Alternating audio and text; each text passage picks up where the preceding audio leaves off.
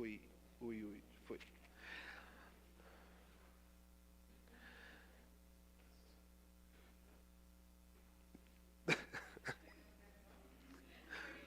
Ah, eu achei que ele tava vendo um espírito aí, perdido, mandando embora, né? Mandando embora.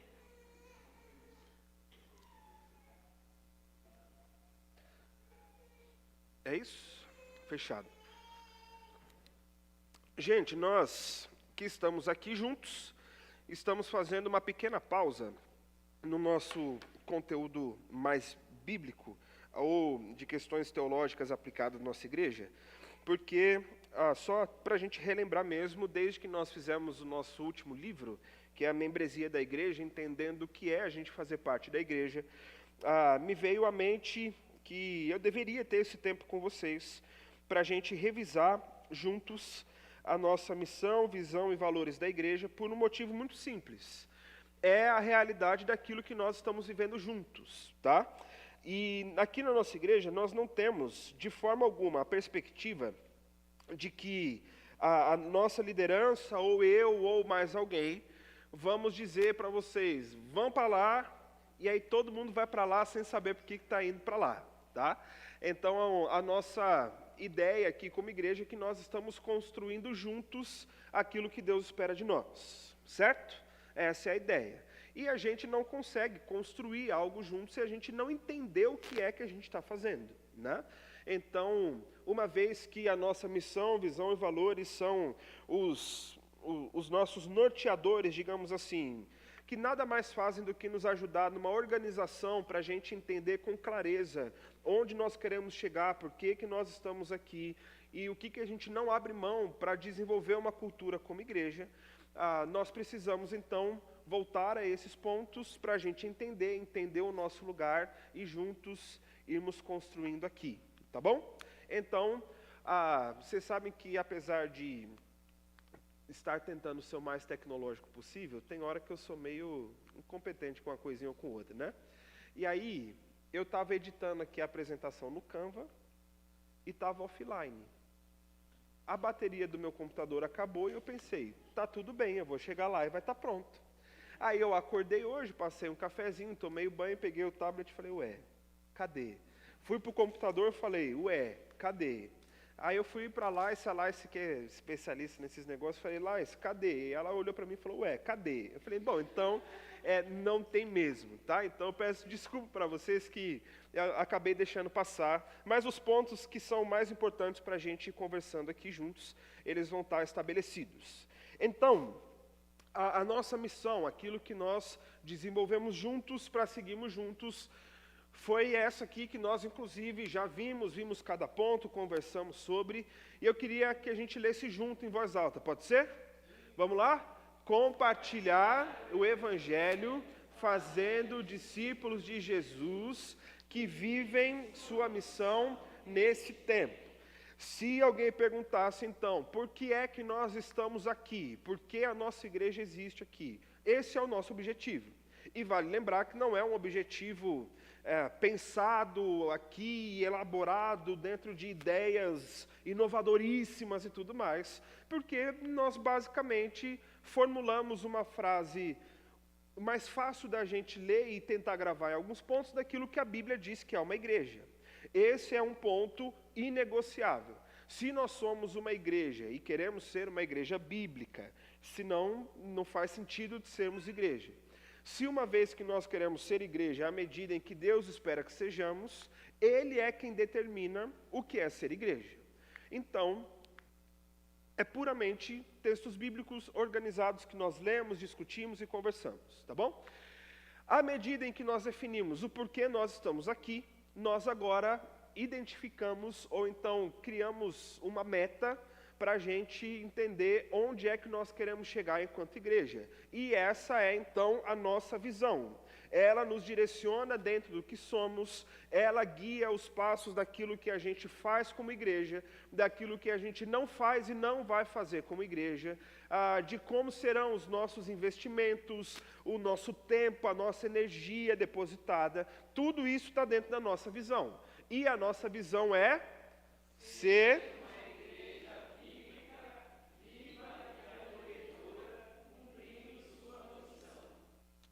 uma bala de café, ou não, né? Nem todo mundo gosta. Todo mundo gosta de bala de café aqui? Ah, Vanessinha.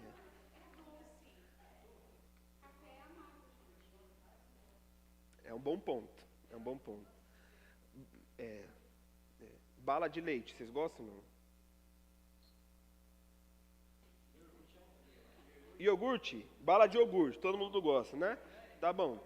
5 balas de iogurte para quem chegar semana passada e sem ler isso aqui e sem olhar na plaquinha, e Deus está vendo que olhar na plaquinha, conseguir recitar. É que eu já estou olhando lá no futuro.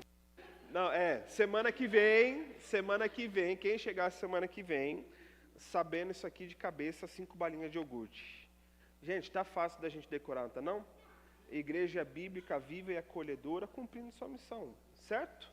É isso que nós queremos ser. Então, nós conversamos semana passada sobre esses pontos da nossa visão, e aqui já há uma certa liberdade, digamos assim, para a gente conseguir pensar um pouco além dentro do nosso contexto. Obviamente, nós não deixamos a Bíblia de lado. Uma vez que ela define o que é ser igreja, nós agora olhamos para o nosso grupo, para o nosso bairro, para a realidade que a gente vive, para o tempo que a gente vive, para a gente pensar como é que nós podemos, dentro de todo esse contexto, ser a melhor igreja que vai existir aqui. Certo? Aqui, nós já somos a melhor igreja do mundo, vocês sabem, né? Sabia ou não? Sabemos, né?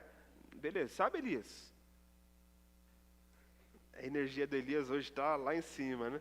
Eu sou, né, amanhã, é isso aí. Muito bem. Então, nós identificamos que, sem ser uma igreja bíblica, nós corremos o risco de ser como qualquer outro lugar e tudo mais. Inclusive, ser uma igreja bíblica, voltar um pouquinho que não faz mal, a gente entende que ela vai ser derivada de 3 pontos específicos. Eita.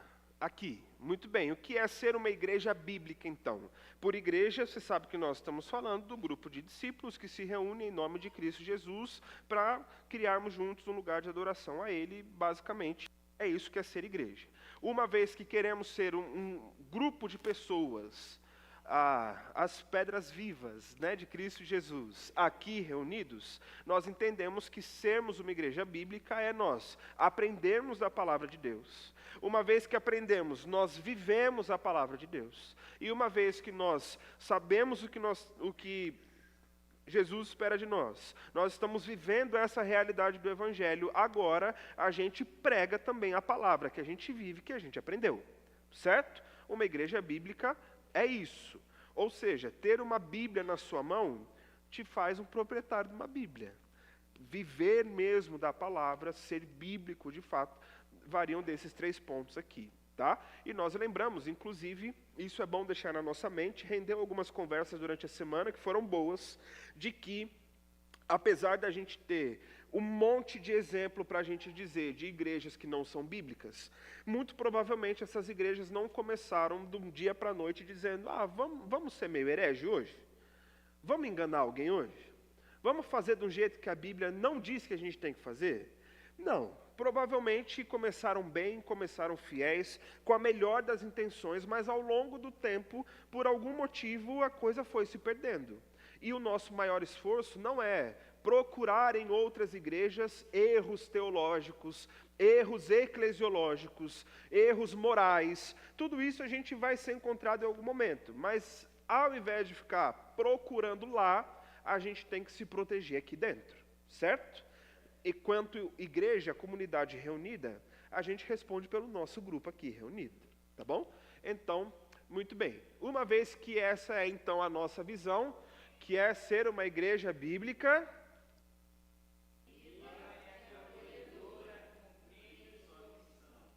você já decorar, é isso aí. Semana que vem. Eu vou pedir para o Eliseu arrancar essas placas aqui para ninguém colar. Muito bem. Então, uma vez que essa é a nossa visão, nós entendemos que a forma como a gente vai difundindo essa visão para que a gente vá alcançando aquilo que a gente quer, nós precisamos ter uma base que constrói aquilo que é ser igreja. Você vê esse telhadinho branco, extremamente criativo, é a ideia de ser tipo uma casinha, né? Muito criativo, não foi não? Então, qual que é a base disso que a gente precisa manter?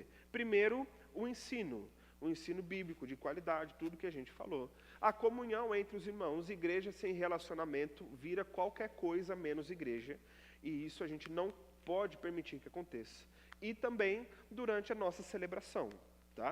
A gente costuma dizer, eu vou para o culto hoje, não é verdade? E o que é o culto? O culto é aquilo que não se vê. Cadê? O que é o culto? Foi ruim ou vocês não entenderam ainda? Vocês entenderam, né? O culto, sim. Eu imaginei. Demorou um pouco, mas tudo bem. O culto é então o quê?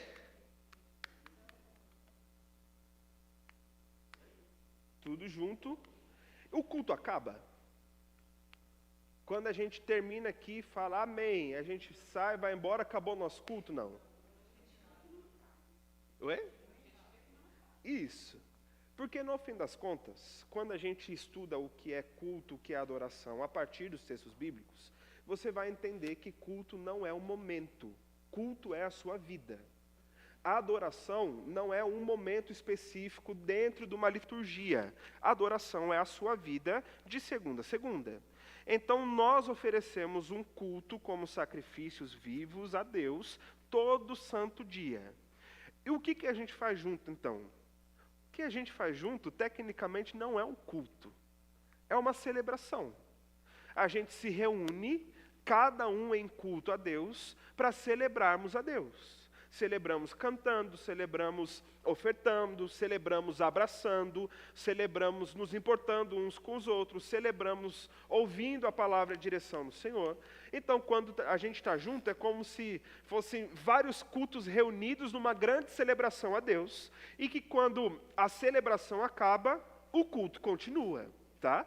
Então, a reunião da igreja é uma grande celebração de adoração a Deus. Sendo assim, nós aprendemos juntos, nós dividimos a vida e juntos celebramos a Deus. E assim é que nós vamos construindo juntos, certo? E a gente chega então nos nossos valores. E o que são então os valores? Nada mais são do que pontos específicos que a gente olhe e entenda que nós queremos que esses pontos norteiem a nossa cultura enquanto igreja. A forma como a gente vive, a forma como a gente se reúne, a forma como a gente celebra, a forma como fazemos as coisas aqui, tudo isso são cheios desses valores. Os valores são coisas que a gente carrega junto com a nossa vida do começo ao fim. Quando a gente nasce, nós somos, então, submetidos a um processo de intensa dor, aflição e agonia, que é o próprio nascimento. Uma das áreas mais sofridas, ou o momento de vida mais sofrido de uma pessoa, é quando ela nasce. Você está lá no útero da mamãe, quentinho, sendo alimentado sem esforço, se mexendo lá, tem alguém fazendo carinho, tem alguém falando com você, tem todo aquele momento de o feto receber o carinho da mãe enquanto está na gestação, e de repente, de uma hora para outra, ou o organismo da mãe te expulsa, ou vem um doido lá de jaleco e te arranca lá de dentro. E agora você precisa fazer um esforço para respirar. E saiu, eu acho que há uns 4 anos atrás, o índice de coisas que mais doem, né? E aí tinha lá pedra no rim, crise renal, homens com gripe, momento de extremo sofrimento, né, para a gente, o parto natural, e aí tinha lá que a primeira respiração é uma das coisas mais dolorosas que um ser humano pode sofrer. Então, nascer, meus irmãos, é um processo extremamente difícil. Você vai ter que aprender a mamar, você tem que aprender depois a comer, você vai estar com dor, com cólica, e você não sabe dizer, e quem está vendo não sabe entender, e você está lá chorando, até para soltar um pum, você precisa da ajuda de alguém. Se não tem a massagem, se não tem o remédio, a coisa que para a gente é extremamente natural, na infância é uma coisa extremamente complicada de acontecer. Então, depois que isso passa, você vai começando a ter uma certa visão de mundo sendo construída. O que é isso? Você vai percebendo que você tem uma família, que você tem provavelmente um pai e uma mãe junto com você. Você vai começando a identificar o ambiente, como você vive. Um ambiente mais quieto, um ambiente mais barulhento, um ambiente mais tranquilo no sentido de atividades, outro ambiente que uma hora você está num lugar, outra hora você está no outro e tal. E tudo isso vai construindo na nossa mente, para a nossa vida, algumas formas de olhar o mundo e coisas que a gente dá muito ou pouco valor. Geralmente é assim, os valores estão dentre os extremos. Ou nós nos importamos demais, ou a gente simplesmente não está nem aí para alguma coisa específica. Por exemplo, quem aqui chama o pai e a mãe de senhor e senhora? Alguns. Isso é um valor. Isso é um valor. Existem pais, os mais antigos principalmente, que faziam questão, dentro de casa, falar é senhor e senhora. Tem esse negócio de você, de mano, de não sei o quê. Não, é senhor e senhora. Eu, por exemplo, cresci, velho coroa, né? Eu cresci numa casa em que meu pai, ele foi criado de uma forma um tanto quanto violenta. A cultura da família do meu pai é uma coisa muito, muito maluca, porque eu tenho uma avó alemã e um avô sergipano, ralador de faca do Nordeste, né? Junta tudo, aí cheguei eu aqui, né? Então, na casa do meu pai era uma coisa assim, uma panela tinha um chucrutes, na outra tinha buchada. E você joga farinha e tudo e come, e pronto, né? Então, a minha avó, os alemães geralmente são assim, as mulheres são muito mais duras do que os homens. A minha avó é uma mulher assim, hoje não mais, e meu avô também já numa vida bem light, mas meu avô era aquele que quando meu pai ia para a igreja, meu avô dizia, 8 horas você tem que estar em casa. Meu pai chegava em casa 8h04, ele tomava um tapa na cara para cada minuto atrasado que ele chegou em casa. Essa foi a criação do meu pai, de ir para a igreja. Imagina se fosse para outras coisas. Meu pai foi lá, comprou um carro, um Fusca, na juventude dele, e aí ele não pediu permissão para o meu avô para comprar. Pois meu avô parou o carro dele atrás do carro do meu pai e falou, quero ver o homem que tira esse carro daqui. E foi o carro direto para o ferro velho, porque ficou mais de ano parado lá e ninguém mexeu no carro. Pronto. Então, meu pai, vivendo uma realidade como essa, ele olhou para mim e para o meu irmão e disse, não quero que meus filhos vivam essa experiência. Em casa é diferente. Obviamente, saiu da regra do pai, e para quem já viu meu pai aqui, quem não conhece meu pai, vocês têm que conhecer meu pai. Meu pai é um senhor de 2 metros de altura e 130 quilos. Então, imagina aí. Chegava meu pai, a gente vacilou, chegava meu pai, quando ele abria a porta, assim, parecia cena de filme de terror, sabe? De um mutante chutando a porta e tal. Não era nada disso, mas na minha mente, então saiu da regra do meu pai, o bicho pega. Só que meu pai decidiu viver uma vida um pouco mais carinhosa e próxima dos filhos. Então eu nunca precisei chamar meu pai de senhor. E se eu chamar meu pai de senhor hoje, é extremamente estranho, tanto para mim quanto para ele. Eu chego e falo, e aí pai, você tá bom, beleza? Tranquilo? Eu mando mensagem para ele e falo, mano, você tá onde? Aí ele responde, oi mano, estou em tal lugar, né? Enfim, mas são valores que vão sendo construídos ao pouco do tempo. A brincadeira que eu sempre faço com vocês, mas uma coisa simples, que cria-se um valor de hábito, por exemplo. Feijão, por cima ou por baixo do arroz? Quem põe certo, põe por cima. Quem põe errado, põe por baixo. Vai colocar na cabeça de quem põe... Você põe, Gabs, por baixo? O meio termo, enfim.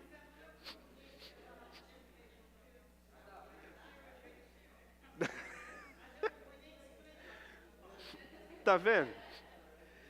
Então, é uma coisa tão simples que no fim das contas, convenhamos que a gente mistura tudo e manda para dentro, né? É uma coisa tão simples, mas pega o prato de quem põe o feijão por baixo e dá um prato com feijão por cima para você ver o incômodo que a pessoa fica. Porque é um costume, é um valor que se torna um hábito. Os mais doidos têm coragem de pegar uma pratada de macarrão e jogar o feijão em cima. E a farofa para terminar a massa, né? Para terminar o cimento ali, o concreto, joga tudo por cima. Para ajudar, né? Uma coisa que eu fico doido. Gente, o meu prato favoritos, os meus 2 pratos favoritos são pizza e estrogonofe. Nas minhas férias eu fui para a praia e achei uma pizzaria que fazia pizza de estrogonofe. Eu queria morar lá dentro, para sempre. Mas o estrogonofe é simples, você come ele com arroz, o estrogonofe e a batata palha. Acabou-se. Vem um dia a Laice trazendo uma pratada de estrogonofe com 2 conchas de feijão em cima. Ô, gente, isso é ofensivo. Isso é ofensivo. É a mesma coisa, por exemplo, com o frango ou o bife à parmegiana. É o arroz, a carne com molho queijo e uma batatinha frita. Não existe feijão no meio desse prato. Não é? Tem bobagem maior que essa, mas que mexe com a gente? Entendeu? São coisas assim tão simples, tão básicas, mas que na construção da nossa vida foram ensinados a ser daquele jeito, e agora isso é um valor. A gente leva isso como sendo parte da cultura. Se a gente faz isso inconscientemente, a gente também tem condição de forma consciente, olhar para a vida, olhar para o desenvolvimento de todas as coisas e entender. Existem situações aqui específicas que eu preciso ter isso como um valor. Eu não posso abrir mão, porque o resultado disso vale muito a pena. E a ideia é que seja assim mesmo. Quando faltar desses valores, a gente se incomode. A gente olha e fala, poxa, está faltando uma coisinha aqui para a gente. Então, são valores importantes que nós olhamos, entendemos e eles se tornam hábito. Em outras palavras, você cria uma nova cultura. E essa é a nossa ideia, o nosso objetivo. E quais são os valores, então, que nós juntos, naquele dia aqui do café da manhã, decidimos e definimos como sendo importantes para a gente? É essa pequena lista de 7 valores, ou então 7 princípios, como você queira chamar. Centralidade na palavra, excelência, acolhimento, serviço, impacto social, contextualização e relacionamentos saudáveis. Quando a gente olha para esse combo aqui, não tem chance de ser a melhor coisa que a gente pode viver junto, como igreja? Fala sério. Aqui chegou o ponto da minha incompetência, tá? Então não tem mais nada daqui, eu vou seguir daqui e você me ajuda aqui na interação, tá bom? Que hoje nada mais a gente vai fazer do que conversar mesmo sobre esses valores e entender como é que eles impactam positivamente a igreja. Semana passada a gente falou bastante disso, sobre uma igreja bíblica, mas vale a pena a gente bater o martelo mais uma vez, o que é uma igreja que tenha a centralidade na palavra. Sem a Bíblia e sem um bom ensino, uma boa pregação, sem um esforço no estudo bíblico como igreja, nós vamos ser, no máximo, um lugar de simpatizantes de Jesus e que Deus nos livre disso. Por quê?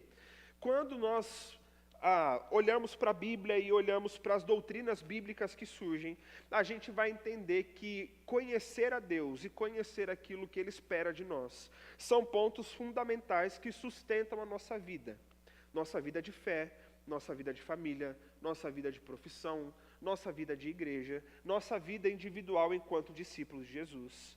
Porque, ainda que a gente gostaria que fosse, e não é, mas a nossa vida não é um lindo mar de rosas. Concordam comigo? Não é só felicidade, tem um monte de tristeza, não é só alegria, tem um monte de desafios. E o que é que nos sustenta na nossa fé, na nossa vida com Deus? É justamente conhecer o Deus que nos sustenta em cada uma dessas fases. E a gente não conhece a Deus, a gente não tem acesso ao caráter de quem Deus é, se não for pela Bíblia. Então, se a Bíblia não for o centro do que nós fazemos como igreja, para que a gente desenvolva atividades, para que a gente aprenda a olhar para o mundo e para a nossa existência a partir dos olhos de Deus para nós, nós teremos sérios problemas. Inclusive, para conseguir responder ao nosso mundo, aos nossos próprios anseios, aquilo que Deus entende de cada uma dessas coisas. Por isso, pregação, ensino, esforço no aprendizado, no ensino da palavra, são centrais para a gente. Se o nosso centro não for a palavra, vai ser outra coisa. E se for outra coisa, a gente está tudo lascado, porque a gente vai só fingir que é igreja e nós não seremos igreja de fato. Guarde no seu coração que não existe lugar vazio dentro do nosso coração. A gente sempre vai querer colocar uma coisa. A questão é aquilo que a gente coloca. Se o centro da nossa vida, do nosso coração, da nossa igreja não for a palavra de Deus, vai virar outra coisa. Vai virar o costume, vai virar a tradição, vai virar o conforto, vai virar o terno e gravata, vai virar o piano intocável, vai virar sei lá, o que mais pode ser. Vai virar qualquer outra coisa, menos o que deve ser. Tirar a Bíblia do centro é colocar outra coisa, e é devotar outra coisa, e não o Deus da Bíblia. Se for assim, não vale a pena a gente ser igreja. A gente vai para um clube, a gente arruma amigos que têm o mesmo interesse, e aí a gente finge que é feliz todo mundo desse jeito. E não dá certo. Centralidade na palavra. Certo? Certo. Boa, muito bem. Nosso segundo valor é então a excelência. E excelência é a gente fazer tudo perfeito. Certo? Errado. Errado. Olha só, em nome da excelência, infelizmente, muitas pessoas são sacrificadas, no sentido da sua fé, do seu tempo, da qualidade de vida. Porque a gente olha para uma coisa excelente, entendendo que ela tem que ser o ápice da perfeição, e geralmente, quem vive nessa cultura sabe muito bem que não são os pastores que vão lá ralar para que tudo esteja no ápice da perfeição. Não são os líderes, mas são os membros da igreja que estão lá, né, quase que alguém com a cinta batendo nas costas, falando, vai escravo, faz aí o que você tem que fazer. Mas eu vou viajar, mas você pediu permissão para viajar? Porque tem coisa na igreja para fazer. Mas eu vou ter um tempo com a minha família. Sua família é de Jesus, é a família de Deus, é aqui, não é lá. Por quê? Vira tudo um grande centro numa performance que, na verdade, é mais um show do que uma vida mesmo. Porque não tem quem viva de forma saudável desse jeito. E qual é o antídoto para que isso aconteça? É a excelência na sua base mais básica, digamos assim. Excelência não é perfeição. Excelência não é a gente ter tudo do mais caro e do top de linha. Excelência não é a gente não ter um erro de vez em quando. Mas excelência na sua base, de fato, é a gente fazer o melhor que a gente pode com o melhor que a gente tem. Simples assim. Se nós temos uma caneca para colocar água, o que a gente vai fazer? Vai colocar água do melhor jeito que a gente pode colocar. Se a gente vai fazer um café, como é que a gente faz, Silvinho, o café?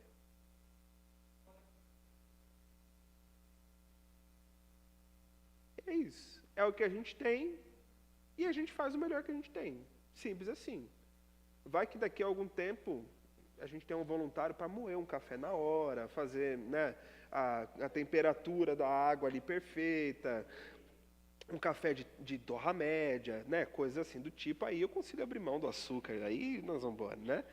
Mas, até lá, com o melhor que a gente tem, a gente faz o melhor que a gente pode. E assim a gente vai construindo juntos, inclusive. Obviamente, se você pegar a nossa reunião de equipe semanal, Mateus, o bolinho... gente, notícia boa, esqueci de falar. O Rafa, que estava internado a semana toda, está em casa, graças a Deus. Teve alta ontem, está lá. Por isso o Danilo não está com a gente, ele está dando um apoio para a Dani descansar um pouquinho, está lá curtindo o bebê. Graças a Deus, venceu a pior etapa da bronquiolite, agora é o tratamento mesmo que ele precisa fazer, né? Depois a senhora briga com ele. Puxa a orelha dele. Então, graças a Deus, está bem, né? Está bem. Mas quando a gente junta lá, eu, Mateus, Danilo, Luiz, depois no nosso curso de teologia, a gente tem hora para começar, para terminar, nem sempre. Mas se você perguntar, eu vou e puxo a orelha deles quando é necessário? Puxo. Eu falo que a gente está errando todo domingo numa mesma coisa que não precisa errar? Falo. Eles têm liberdade de falar de mim também? Não, brincadeira. Tem. E fala, pastor, 1 hora de pregação. Aí eu falo, é que eu tenho muito conteúdo para passar, então, e humildade, né? Coisa assim. Então, a gente vai construindo esse ambiente de avaliação. Por quê? Não é porque a gente não está na busca da melhor performance do mundo que a gente vai fazer de qualquer jeito. Precisa haver um equilíbrio. À medida em que nós temos recursos, nós precisamos usá-los da melhor forma que a gente pode. Não é não ter avaliação, não é não querer melhorar, é simplesmente não querer sacrificar ninguém em nome de uma performance que daqui a pouco todo mundo já esqueceu. Então, desde o culto até todas as questões da nossa igreja, é tentar fazer o melhor que a gente pode com o melhor que a gente tem. O encontro das mulheres é a mesa mais bonita que elas conseguem colocar, é a programação mais legal que elas conseguem fazer. No encontro dos homens, a gente tenta a mesma coisa, dos jovens a mesma coisa, e a gente vai aprendendo, evoluindo e fazendo com aquilo que Deus tem permitido para que a gente faça. E, em outras palavras, fazer com excelência é também cuidar de pessoas. Que fala sério, não é gostoso quando a gente sabe que alguém se importou tanto com a gente, a ponto de pensar uma questão, de fazer o melhor que podia para servir a gente também? Não é gostoso quando isso acontece? Você pode ir almoçar na casa de um amigo, vai ter lá um arroz com ovo. Você sabe que foi a coisa mais preciosa que ele pôde fazer. Se a gema do ovo estiver mole ainda, melhor ainda, não é não? E ao mesmo tempo, quando você vai num grande restaurante renomado e paga R$200 num prato, e vem meia colher de arroz com metade de um bife, um garçom que joga na sua frente lá, não dá vontade de ir embora? Porque a questão não está no preço necessariamente, a questão está nesse carinho, nessa valorização. E assim é com a igreja também, tanto da gente ser servido com o melhor que alguém pensou, quanto a gente ter a possibilidade de servir também, tá? Então, o que entendemos como excelência é isso. Se for reduzir em uma frase, é o melhor que a gente pode com o melhor que a gente tem. E vida que segue, tá? O outro valor, então, é o acolhimento. Nós falamos bastante disso, né? Na semana passada já avaliamos bastante. O acolhimento é esse primeiro passo para que a gente quebre barreiras, preconceitos, traumas, enfim. Você ser acolhido num lugar é muito bom. Você acolher pessoas que chegam aqui é muito bom. E a gente não abre mão disso. Não podemos ter pessoas que visitam a nossa igreja que cheguem e vão embora como se nada tivesse acontecido. Não dá para a gente vir, vamos abraçar, vamos. Eu conheço esse. Você eu não conheço, deixa eu pular, vou abraçar o outro lá. Né? Coisas desse tipo que a gente está sujeito a cair em algum momento.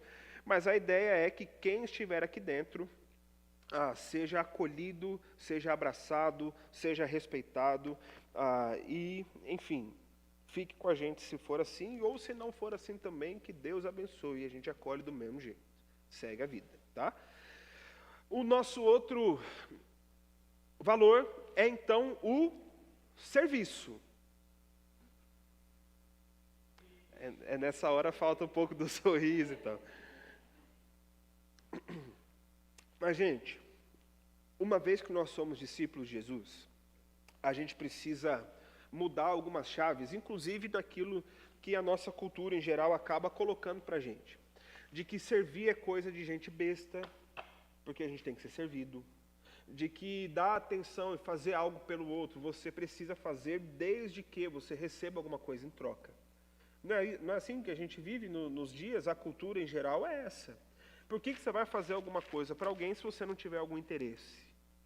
Eu me lembro que, no meu último trabalho, eu estava como coordenador lá e a gente tinha uma reunião com o dono da empresa, e aí, antes da reunião, eu virei para o pessoal e falei assim, gente, quem quer café?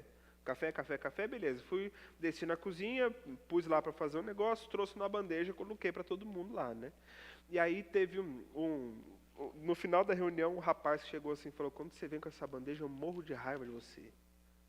Coisa que eu falei, é só não pegar o café se você não quer, né? O motivo é esse. Ele falou, por que você fica fazendo essas coisas para o chefe lembrar de você? Porque você quer tomar o meu lugar.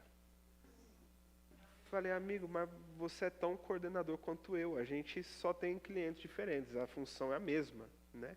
Ele, mas quando for para promover alguém, se for necessário, o chefe vai lembrar de mim ou de você que serve café? Falei, irmão, vamos fazer o seguinte, semana que vem você que pega o café para todo mundo. Pode ser? Ele, tá bom, vamos ver se você vai deixar. Estou preocupado com isso, beleza. Chegou na reunião, Semana seguinte, tal, o dono já virou para mim, e o café? Eu falei, não sei. E aí, fulano, e o café? Eu sou empregado de vocês para trazer café, quem quer pega. Dá vontade de pegar e descer o café e jogar na cara do infeliz depois. Mas por quê? Porque geralmente é isso. Se alguém está fazendo alguma coisa por outra pessoa, é porque está esperando alguma coisa em troca, é porque quer sair melhor que o outro, enfim. À medida em que nós caminhamos com Jesus, essa chave é invertida. Nós não vemos o serviço como a espera de algo em troca, ou menos ainda a tentativa de uma posição mais elevada. O próprio Jesus disse isso. Chega a mãe com seus 2 filhinhos mimados e dizendo, Jesus, olha meus filhinhos aqui, como eles são bonitos. E aí Jesus fala, são bonitos. Minha interpretação, tá? Não está na Bíblia. Eles são bonitos mesmo. Então, onde é que cada um vai sentar de cada lado quando o Senhor estiver lá, já no reino dos céus? Qual é a posição de destaque que o Senhor vai dar para os meus bebês aqui? Eles estão caminhando com você, Jesus. Aí Jesus vai lá e dá-lhe uma lapada nos 2, né?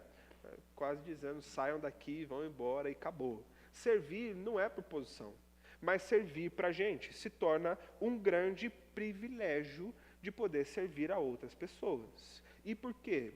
Porque nós amamos a outras pessoas. Porque nós nos importamos com outras pessoas. Porque a gente tem condição de fazer alguma coisa de uma forma que a gente possa glorificar a Deus e servir ao próximo. Inclusive, na maioria das vezes, nós servimos a Deus enquanto estamos servindo ao próximo também. Então, quem canta, quem toca, quem ensina, quem prega, quem varre, quem passa o café, quem passa o café tem, Silvinha, 1 grauzinho a mais nessa lista aqui. Quem passa o café, quem ajuda no almoço, quem recolhe o lixo, quem pega um papel que alguém derrubou e não viu no chão. Todo mundo está servindo na mesma medida a Deus, com carinho, com amor, com alegria, e sabendo que é um privilégio a gente estar servindo uns aos outros. Por isso, quem não serve, não serve. Né, irmã Lourdes? Não serve para servir, não serve para viver. Exatamente. Uma Lourdes soltou uma dessa para mim esses dias. Eu falei, será que ela está me dizendo alguma coisa? Mas é isso. Quem não trabalha, dá trabalho. Quem não serve, não serve. E essa frase é muito interessante. Eu quero gastar só uns minutinhos com isso. Quem não trabalha, dá trabalho. Eu olhava por muito tempo uma frase como essa, pensando que devia ser algum tipo de discurso de qualquer coach para pôr os outros para fazer alguma coisa que ele mesmo não queria fazer. Mas, meus irmãos, ao longo do tempo você vai percebendo que essa frase ela é muito real por motivos que são até extremamente simples. Quem não trabalha, quem não serve na igreja, não sabe do que está acontecendo, geralmente. Não faz ideia de qual é o momento que a gente está vivendo, das complicações, das bênçãos que Deus tem dado. Simplesmente não sabe do que está acontecendo. E aí, quando vem para a igreja, vem com a expectativa de ser servido, de ser um belo cliente daquilo que nós vamos aqui oferecer para um cliente. E aí, então, a partir desse momento, eu estou indo para ser servido e eu vou avaliar, inclusive, o que está sendo feito. Porque como eu não faço ideia do que está acontecendo, eu quero saber se o louvor vai ser legal, do jeito que eu quero que seja. Eu quero saber se esse domingo a banda vai estar completa ou vai estar faltando alguém. Aí eu venho e olho que o negócio aqui da decoração ficou um pouquinho torto, mas como existem pessoas incompetentes nessa igreja para deixar uma coisa torta? É a gente viver aquela vida de espectador, avaliador da coisa alheia, que não tem nada a ver com a gente. Por quê? Porque a gente acostumou. Vem, fica um pouquinho, vai embora. Vem, fica outro pouquinho, vai embora de novo. E eu percebo isso a partir da minha própria pecaminosidade miserável. Porque, meu irmão, quando eu vou em outra igreja, mas eu reparo tudo, acredita? Eu olho cada detalhe e eu fico vendo um negócio que eu falo, meu Deus, como é que pode? Aí eu vejo outra coisa e penso, meu Deus, uma igreja desse tamanho, não tem uma pessoa para mexer nisso aqui. Eu olho para outro negócio e falo, esse púlpito está torto, meu Deus do céu, alguém arruma esse negócio. Eu tenho toque, gente, eu tenho toque. Teve uma vez, quando estava de férias, que o Mateus nasceu, que o pastor Felipe estava pregando, o púlpito era para estar aqui, assim, centralizado, né? E ele estava pregando, tipo, aqui, assim. E eu olhando ele aqui, com tudo isso aqui, eu desliguei a TV. Coloquei no celular, fiquei só ouvindo, que eu não conseguia prestar atenção. Eu sou meio doente com isso. Mas, no geral, a gente começa a reparar cada detalhe e começa, inclusive, a querer saber por que é que não está feito, por que é que não está arrumado, por que não sei o quê. E a resposta é, primeiro, que não é da minha conta, e eu não tenho nada a ver com isso. E, em segundo lugar, que eu não faço ideia do que está acontecendo lá. Eu não sei quais foram as dificuldades, eu não sei quais são as pessoas, eu não sei a razão de cada coisa, não faço a menor ideia. E a gente corre o risco disso acontecer dentro da nossa própria comunidade. A gente não serve, a gente não interage, e mais uma vez, com serviço a expectativa não é que você venha e passe sua semana inteira aqui dentro fazendo alguma coisa. Todo mundo tem a vida, tem a dinâmica, mas todo mundo tem, nem que seja um domingo por mês, para que possa servir em algum ministério, por exemplo. O nosso objetivo daqui para o ano que vem, abertamente, é a gente conseguir tentar ter um tanto de voluntários para que cada pessoa que for servir durante o culto sirva em um culto por mês. E os outros possam vir para aproveitar, para estar junto, para viver em comunhão e servir de novo, e depois estar em comunhão e servir de novo, para que a gente não tenha o mesmo tanto de gente o tempo todo fazendo sempre as mesmas coisas. Porque geralmente quem está fazendo isso está de coração entregue querendo ver acontecer, mas está se desgastando além do que é necessário também. Todo mundo tem direito de pegar um domingo e viajar com a família, por exemplo.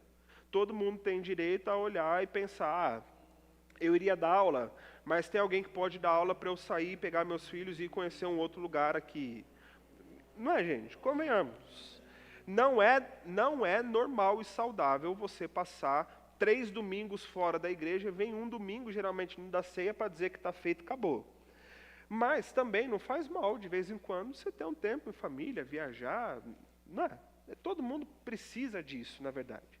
E à medida em que nós temos mais gente para dividir, nós temos mais liberdade para que a gente exerça todas essas coisas. Você já pensou, Marlon, você não pode ser um domingo só por mês, você é muito especial. Você tem que ser um domingo sim, um domingo não. Pode ser? Todo domingo, né? O Mateus brincava, né? Não lembro quem chegou e falou, aqui vocês têm escala no louvor? Mateus, tem. Um domingo sim, o outro também. É assim que a escala vai funcionando. Um domingo sim, o outro também.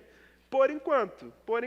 E pedimos a Deus que a gente tenha essa chance. Obviamente, tem coisas que são mais técnicas, que demandam um pouco mais de alguns conhecimentos, isso é natural. Mas tem outras coisas um pouco mais simples da gente fazer, que são tão valorosas e importantes quanto, que a gente pode se dividir e servir com alegria, sabendo que, a princípio não. Eu tinha uma palavra muito bonita para falar, esqueci. Mas que o resumo do nosso serviço é estarmos fazendo para Deus. Irmão, em nome de Jesus, nada que você faz aqui na nossa igreja para mim, não. O que você faz para mim é um pix, se você quiser. Me chamar para almoçar, depois do culto, eu vou ficar muito feliz. Tomar um café com você, tá. Glória a Deus.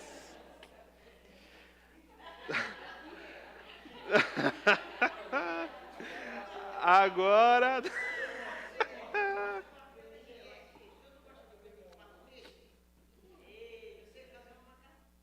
Oh, meu Deus do céu.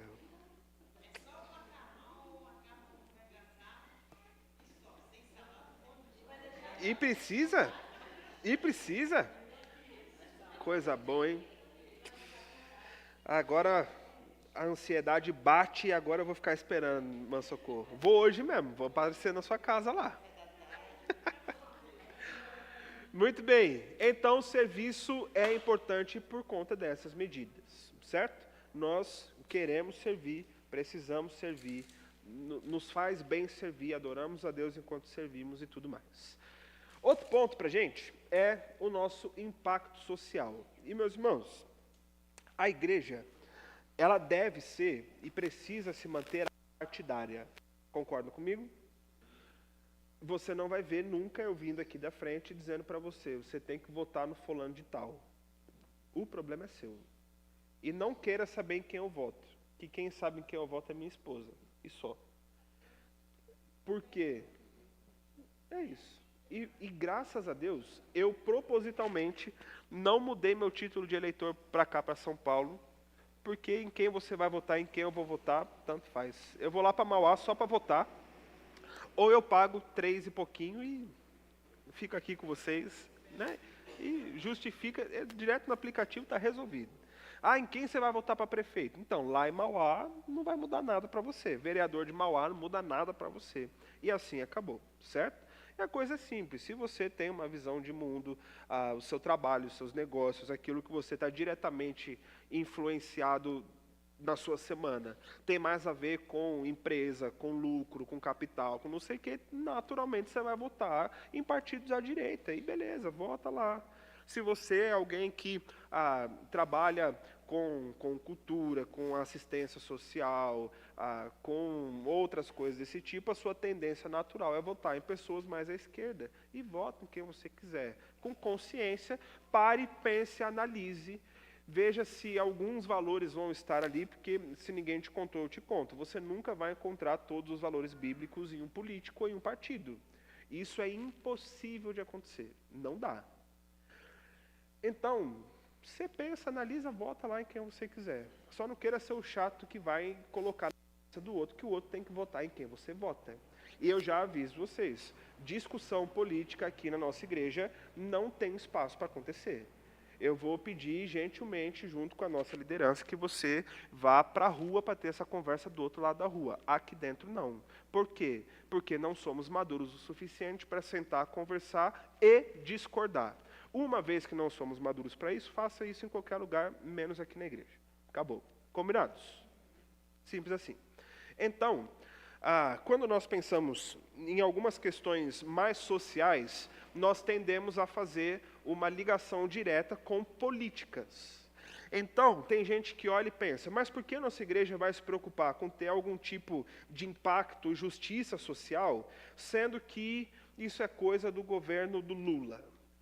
Vamos fazer o L agora na igreja e tal, não sei o quê. Vocês estão dando cesta básica e tal. Põe a camisa vermelha com a estrela no peito e tal. Gente, quanta... eu ia dizer uma palavra bem ofensiva agora, mas não vou. Não vou. Domínio próprio, não falei, passou. Isso é uma falta de conhecimento, inclusive bíblico, meus irmãos. A igreja de Jesus é chamada também a fazer justiça social, não em nome do político, do prefeito, mas em nome do reino de Deus. Levar dignidade, levar amor, levar compaixão, levar misericórdia aos outros, é também nossa obrigação. Apartidária total, mas nós precisamos fazer.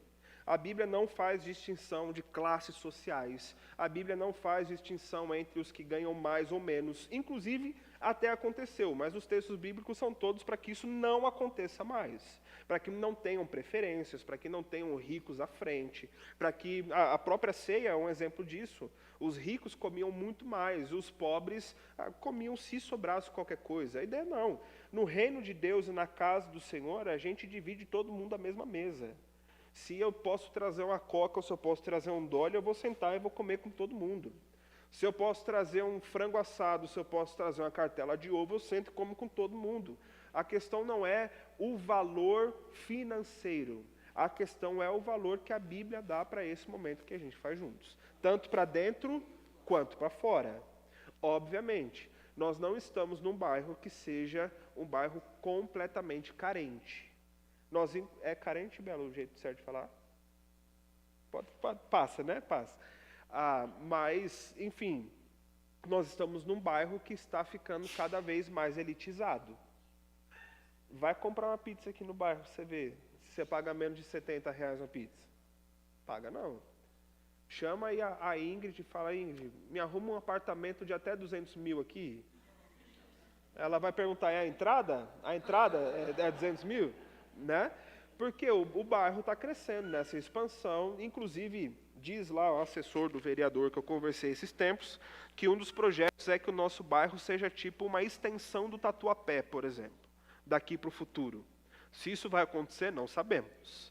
Mas não é porque nós estamos num bairro em ascensão social e de bairros e de prédios e essas coisas todas, que a gente vai ter só pessoas de classe média para alta aqui na nossa igreja.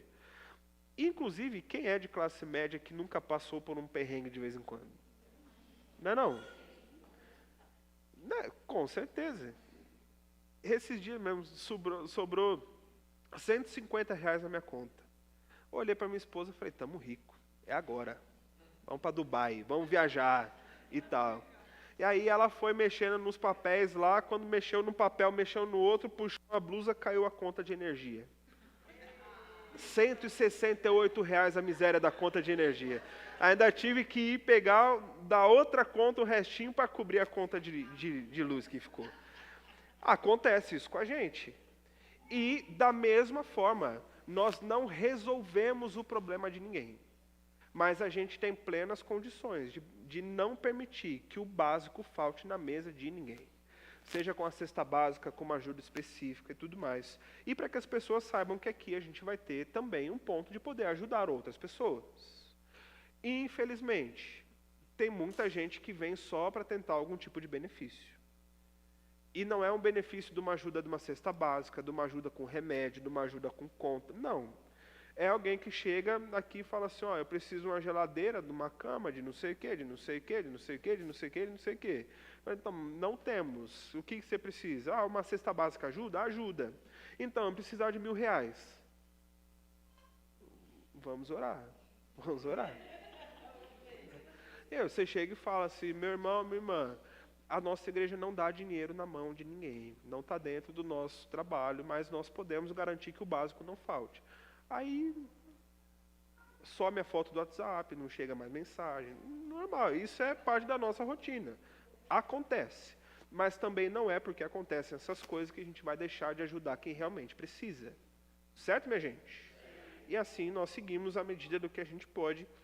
E nós não ainda chegamos no ápice do que a gente pode fazer, mas tem umas coisas boas planejadas aí, para que a gente possa atender o nosso bairro e o entorno daqueles que precisam também, tá bom? Eu tinha planejado da gente fazer até aqui hoje, continuar semana que vem, mas já faltam 2 e tem um tempinho ainda, nós vamos até o final, pode ser?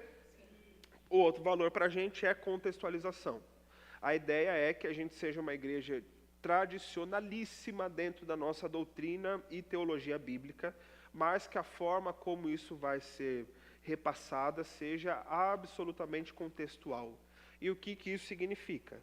Significa que o tempo vai passar, as coisas vão mudar, a forma de falar vai mudar, a forma de apresentar vai mudar, e a gente não vai se fechar aqui dentro para dizer, nossa, nos anos 80 era muito melhor ser igreja e tal. Eu acredito que fosse mesmo, mas o tempo passou, a página virou, e a gente precisa continuar adquirindo a capacidade de falar de verdades eternas numa língua que seja entendível por nós. Isso é um desafio gigantesco, principalmente quando você conversa com os adolescentes do nosso tempo. Meus amigos, eu tenho um irmão de 19 anos, né? Não é tão adolescente também? Jovem. Já pode ser preso, né? É adulto. É. Ele fala uns negócios de vez em quando que eu não sei do que ele está falando.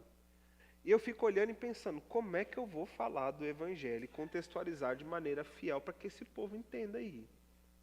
É difícil. Eu vou precisar de uns assessores mais adolescentes aí para ajudar. Eu não esqueço meu irmão chegando e falando, não, eu comprei um bira novo. Eu comprei o quê? Um bira. Eu falei, é o bira. E para mim, bira era o cabeleireiro lá do Ipiranga, seu Birajara. Era lá, o salão do bira. Eu falei, mas por que você comprou o bira e tal? Ele, não, pô, biriri. Eu falei, mano, biriri? Que negócio é esse? Aí ele falou, ô tio, você é velho, celular, comprei um celular. Eu falei, só o Gabo sabia o que é um bira. É o bira. Fala, é o biriri. Biriri é um celular. É um negócio assim. Esses tempos atrás, esse negócio que agora já virou de meme e tal, né? Do farmar aura. Não sei o que, eu vendo os meninos farmar aura. Falei, mano, estão tendo derrame, não é possível. Que eles ficavam falando isso lá um tempão. E eu pensando, meu Deus do céu, mas que negócio é esse que eles estão falando? E aí, hoje eu entendo o olhar dos meus pais olhando para mim e falar, que coisa besta esse moleque, né? Eu faço a mesma coisa com as novas gerações, que tem um potencial gigantesco dentro do reino de Deus, hein, minha gente? essa nova geração vai ser uma coisa linda, se Deus quiser. E a gente que se vire para falar com eles, né? Então, me ajuda a entender, a falar, e vai dar certo, né? Em algum momento. É isso aí. Tem uma outra que meu irmão falou esses dias, não estou lembrando agora, mas era ridículo também, do mesmo jeito. Não, ridículo não, era diferente. Vamos respeitar as gerações, né? E por último, relacionamentos. E são relacionamentos saudáveis. A gente tem condição também de criar como sendo um hábito para a formação de uma cultura que valoriza entre nós relacionamentos que sejam saudáveis. É a comunhão da igreja, é o viver de igreja como um todo, que vai inclusive além das nossas agendas reunidos aqui. Você ter amigos que são aqui da igreja, você ir na feira e fazer caminhada e sei lá o que, a partir de relacionamentos que são saudáveis. E isso é importante para que a gente mantenha juntos. Relacionamentos saudáveis têm a ver com a compreensão e o respeito, o respeito dos limites do outro, por exemplo. Tem a ver com essa valorização de saber que todos os que estão, né, envolvidos naquele relacionamento são tão filhos de Deus quanto nós somos, merecem tanto respeito quanto somos. Visões que a gente discorda, está tudo certo, ninguém concorda 100%, vida que segue. O respeito vai norteando tudo isso que o relacionamento constrói. E a intencionalidade de estarmos juntos também é importante. Não sei se alguém já contou para você, mas se você não quiser fazer algum tipo de relacionamento, você não vai fazer. Você ficar sentadinho na sua cadeira, escondido, chegando depois que o culto começa e saindo antes do culto acabar, você nunca vai criar amizade na igreja. Se você não estiver disposto a sentar na mesa e falar sobre a vida, você nunca vai ter amigos. Se você não ultrapassar, inclusive, os limites e as barreiras, na verdade, da sua vergonha e do que quer que seja, de chegar para o outro e dizer, você vai fazer alguma coisa sábado que vem? Não, vamos na praça dar uma volta? Vamos jogar uma bola? Vamos fazer uma caminhada? Vamos comer em tal lugar? Se você não der esse primeiro passo, você nunca vai fazer amigos. Aí você vai passar a vida toda pensando, ninguém se importa comigo, mas ninguém está interessado em mim, mas não. Então, se você não estiver aberto para intencionalmente fazer relacionamentos, isso nunca vai acontecer. Você precisa dar um passinho também. Entendendo que existem limitações que são mais complicadas, mas que não são impossíveis de serem vencidas também, né? Eu falei já esses tempos, eu nem sei por que eu falei disso, mas a minha esposa mesmo. A Lê adora conversar, adora brincar, adora dar risada, mas se você esperar que ela dê o primeiro passo para puxar um assunto, você vai passar meia hora olhando para a cara dela, ela olhando para a sua cara, sorrindo assim, e não vai sair do lugar. Ela tem dificuldade de começar a puxar um assunto. Mas se você puxar um assuntinho, é igual faísca no meio do palheiro, sabe? Aí não para mais de falar. Aí é a conversa para sempre, né? Vai embora. Então, tem gente que eu estou aprendendo a valorizar isso. De verdade, não é como a chacota ou coisa do tipo. Mas eu estou aprendendo a entender que existem pessoas que têm a tal da bateria social um pouco maior, um pouco menor. Eu achava isso uma grande bobagem, sinceramente. Então, esse negócio é frescura, né? Pensava eu, de forma errada, né? Pensar, é frescura, a pessoa olha e fala, nossa, eu preciso ir embora, eu estou cansado. Está cansado por quê? Porque eu estou no meio de um monte de gente. E tem coisa melhor que estar no meio de um monte de gente, pô? Vai conversar, vai dar risada, não aguento mais. Eu falei assim, mas não é em tom de depreciativo, tá? Que realmente acontece, existe mesmo. E... Exatamente. É isso. 6 da tarde a bateria tá ligando ainda. Então...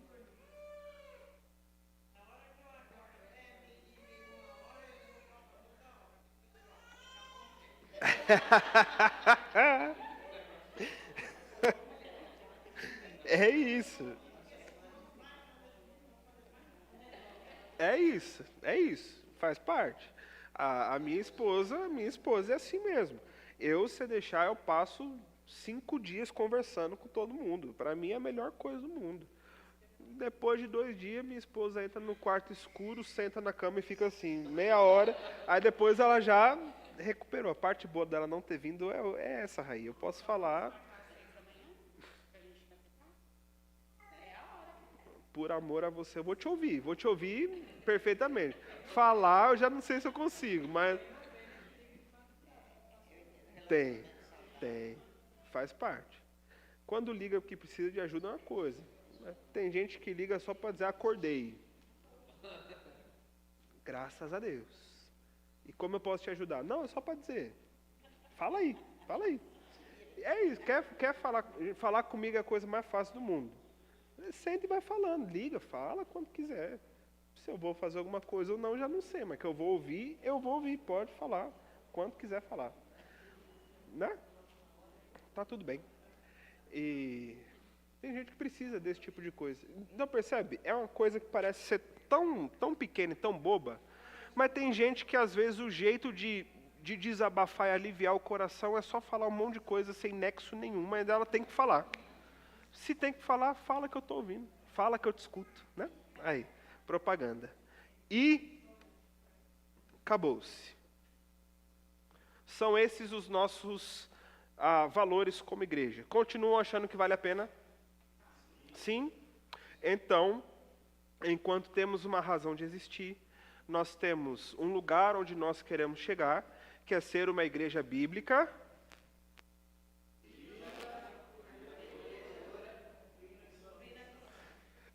Exatamente. E enquanto nós estamos caminhando para isso, nós então mantemos, cultivamos intencionalmente e queremos promover um ambiente como igreja em que a gente alcance como cultura de forma que quando faltar qualquer uma dessas coisas, a gente sinta aquele pequeno incômodo de dizer simplesmente que falta alguma coisa para a gente ser a gente, sabe? E essa é a nossa ideia. Então, obviamente, vamos errar no meio do caminho. Obviamente, um momento ou outro a gente tem que parar e reavaliar. Tudo isso é absolutamente normal, mas o que nós não podemos é deixar para trás como se não fosse importante ou como se não valesse alguma coisa para a gente, tá bom? Então, ao invés da gente dividir e ter aquele momento de chegar a uma conclusão, eu queria só ouvir vocês, o que vocês acham, o que vocês pensam, o que parece ser mais desafiador ou o que parece ser mais fácil.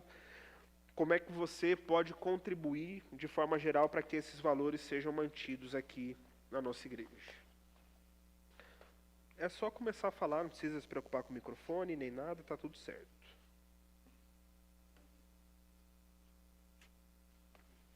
Peguei cada parte ali e coloquei um versículo da Bíblia, segundo a palavra. Manda aí pra gente. A claridade da palavra, em Salmo 1, versículo 2. Sim. Está com a palavra de Deus de noite e de dia. De noite com prazer, né? Começa a invocar o nome do Senhor, você se enchendo da palavra, você começa a ter um amor ali com o Senhor, das coisas do Senhor, e esse amor de Deus ele tem pela excelência de 1 Coríntios 13 não, 12, versículo 31. Ele fala assim: vós procurais os melhores dons, eu porém vos digo por excelência. Ele fala, porque quando você está muito próximo da palavra de Deus, você relacionando com Deus, Deus é amor, como se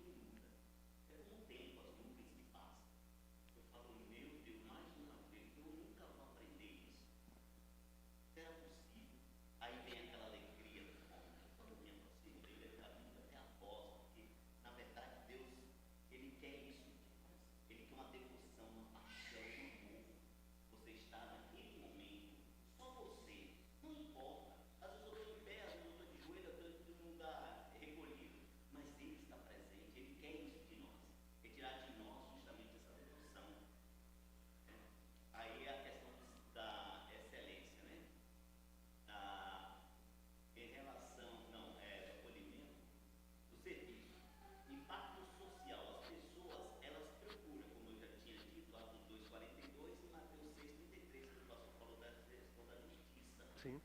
Porque a nossa missão aqui não é fazer aquilo que a liderança ou que o pastor está falando. Mas a minha ideia é de que o Evangelho da Graça é isso. Você nasce, como ele propôs aí. Mas o Evangelho do Reino, muito pelo contrário, ele requer não somente do meu esforço, da minha alegria, dos meus recursos. O que eu puder fazer para a glória de Deus, aí está no reino de Deus. Uhum. Que é o que você vai. Pô, agora você cresceu, agora você é um homem. E agora você tem, não é mais aquele menino. Entendeu? Agora você está no reino de Deus juntamente com a igreja para fazer a obra de Deus. Aí o impacto social. A contextualização. Segundo a palavra de Deus em João 39:47, diz assim: examinai as escrituras, poder ter nelas a vida eterna. Porque o que mais nós nos apegamos não é pelo serviço, não é por nada, é porque nós já temos algo maravilhoso que Deus preparado para nós, que é a salvação. Amém. Está com Ele na eternidade. Aí o relacionamento saudável é razões cognitivas, né? A sanidade sua é muito importante você saber o que você está comendo. Não é só o que você está comendo, o que você está bebendo, o que você está pensando, porque a sua sanidade, a sua saúde mental, Deus se interessa muito, porque a partir do momento que você está com a sua sanidade mental boa, a cognitiva, que é aquilo que são as suas ações, tudo que você faz são ações cognitivas. Você é motivado pelo aquilo que você pensa. Sim. Então essas emoções elas precisam estar muito bem amparadas, né? Muito bem firmadas no Senhor, naquele amor, naquele acolhimento, tudo isso. Porque é fazendo essas coisas que nós nos aproximamos dele e estamos dentro da palavra de Deus, que é a excelência, que é você estar justamente examinando bem essas coisas. Tem coisas também, até no nosso meio, talvez eu tenha falado alguma coisa que não tem nada a ver com a palavra, sendo corrigido, que nem sempre tem. Uhum. Relacionamentos saudáveis, né? E a disposição o relacionamento, eu falei da contextualização, né? Relacionamentos saudáveis, é o que eu falei também. A disposição e a motivação. A gente tem que estar sempre com essa motivação. Às vezes eu cheguei no Dia das Mães aqui, eu estava com uma motivação muito boa, graças a Deus. Eu percebi que os irmãos estavam porque dormiu muito tarde, aquela questão, né? Uhum. Às vezes você não vai estar no outro dia. Tem pessoas que eu sou como a Vanessa. A minha disposição de manhã eu estou voando, de tarde eu já estou andando, e à noite eu estou quase só sentado. Se arrastando. Eu não consigo ter a mesma disposição à noite para fazer as coisas. De manhã eu estou melhor. Boa tarde. Sim. Boa, boa. É isso aí. Mais alguém, gente? Pega aqui atrás pra mim, por favor, um negocinho com a lembrancinha do Dia das Mães. Os que não pegaram, por favor. Essa frase aí do Chaves. Eu posso madrugar sem dormir? Se eu puder. Sim.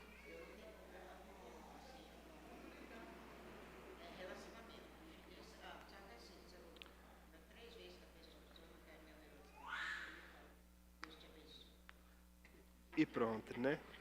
Muito bem. Que bom. E é impossível ter dificuldade com a senhora, né? Como é que tem dificuldade com a senhora? Quem tiver dificuldade com a senhora já está errado. É isso aí. E aí, Vanessa? Fala alguma coisa aí pra gente.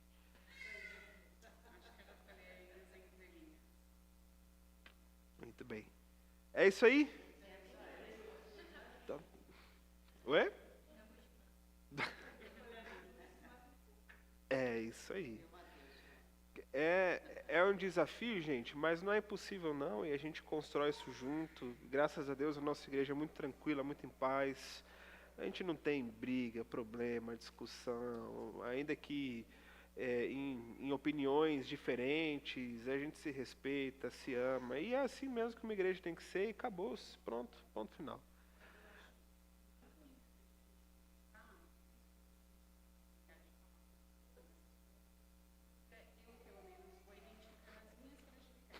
Sim.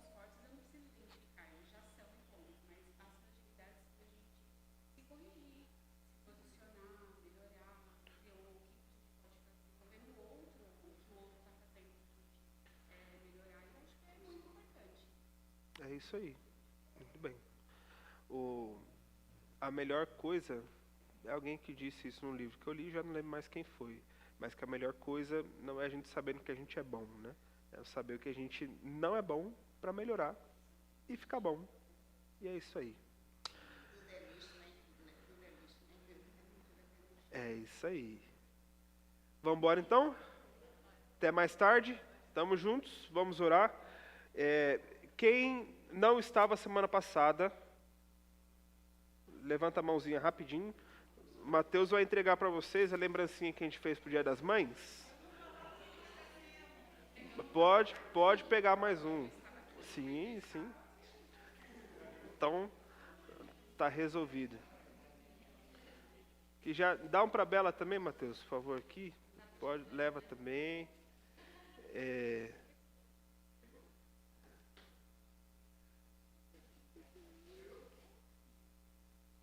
Muito bem.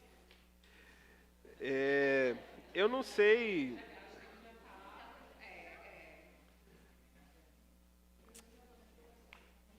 O que eu ia falar? Bom, muito bem. Vamos orar, gente. O Vitor vai orar. O Vitor recebeu um grande livramento hoje. Ele estava preparado para ir no jogo do Santos e o Santos está tomando uma sacolada linda. Então, graças a Deus, ele não está xingando no estádio, ele está aqui adorando a Deus com a gente. Amém, irmãos? Graças a Deus, né? Então, ora, Vitor, por favor, por nós.